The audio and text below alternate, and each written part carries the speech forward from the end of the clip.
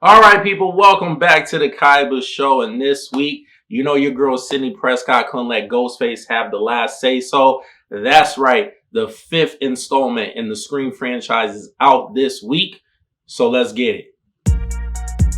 Welcome to the Kaiba Show.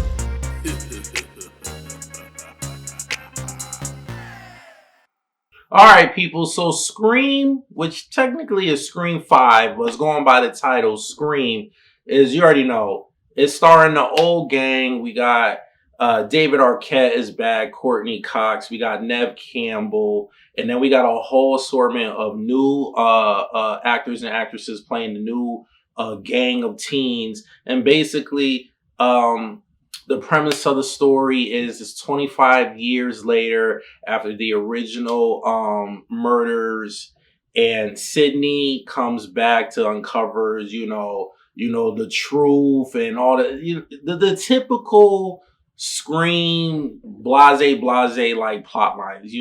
We've seen this before, so let me get straight into it, people. Without wasting your time, this movie was it was okay. It was okay. It wasn't nothing that we haven't already seen from the Scream franchise. I will say this. It's been a while since I've seen a lot of the movies, but I felt like this was probably the most brutal, gruesome kills in the Scream franchise. Besides that iconic opening scene, I feel like that opening Drew Barrymore scene in the first Scream movie is such an iconic scene in cinema history.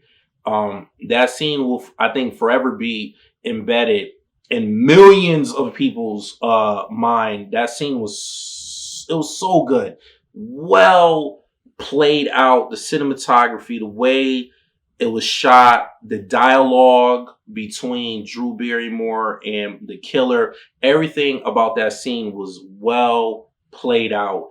And with this movie, besides that scene, I feel like I haven't seen kills like that in a Scream friend. Or maybe I just haven't seen a lot of the movies in a long time.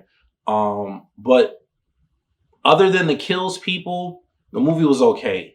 Storyline, it just feel like we've seen it before. I don't want to give too much away because my reviews are always spoiler free. I don't never want to ruin nothing for you guys, but I just feel like we've seen it before.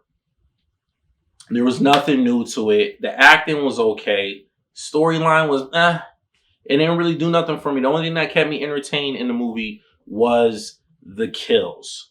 So with that being said, people, on the Kaiba scale of 1 to 10, I'm gonna give this movie a 6.5.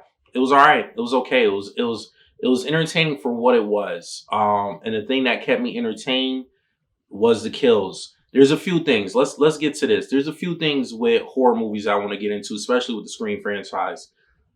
We have to stop doing the traditional stuff. Yeah, sometimes there's some nostalgia to it, but we have to stop doing the traditional late 70s, 80s horror nonsense that we've seen over and over. For an example, I'm not giving nothing away with what I'm about to say because it's in the trailer. Can we stop with the vacant hospital scenes? We've seen it in Halloween 2 with Jamie Lee. And I'm pretty sure it was in a few other movies I can't think of. But that makes no sense, people. Even if you do it in art today, modern, right now. You mean I'm going to sit there and believe that this whole floor in a hospital is vacant? There's no nurses, respiratory therapists, no doctors, nobody walking around. Everybody went home. As you can see, I'm wearing scrubs. I work in the hospital. Everybody went home. No security, nothing. This whole floor is gone. And then the killer is an electrician. He know how to shut off all lights. All lights. You know how many multiple light switches are in the hospital? But he got the master key to turn off all the lights on that one floor. And there's nobody. Everybody went home. Even on off shifts in the hospital. Evening and night shift. Yes, there's less people. But there's still a good amount of people that a killer like that walking around with a ghost face and a knife, nobody gonna see you. So when you write scenes like that, I'm asking you, Hollywood, just make it more realistic, make it more believable. You still could have did that where the killer came into the hospital, but have people on the floor where it makes it a little bit more tricky for the killer to get to the person that the killer's trying to get to. You get what I'm saying? Make it a little bit more intricate. That was easy. If I was a killer, I'll go to the hospital if I know there ain't nobody on the floor. It was just stuff like that. Stuff like that in horror movies, it takes me out the movie sometimes because it's not believable, people. And we have to start making these horror movies make sense. And there was a few other scenes in the movie that I can't dibble and dabble into right now that didn't make no sense. And oh my God, people, when you see this movie, please leave a comment. Let me know about the scenes I'm talking about so that I'm not bugging. But there were scenes in the movie that just made no sense, like whatsoever. And I get it. It's a movie. Some people are like, calm down, it's a movie. But no, sometimes you have to make it realistic. Could this happen in real life? And there's like 3 more scenes that in real life, come on. Especially something that happened in broad daylight. It's like, come on, people. Especially when we're dealing with this type of movie. This isn't like, Halloween, Michael Myers coming back from the dead, Jason coming back from the dead, Freddy Krueger. No, we're talking about real life people that are serial killers. Because at the end of the day, is this a slasher movie? Yes.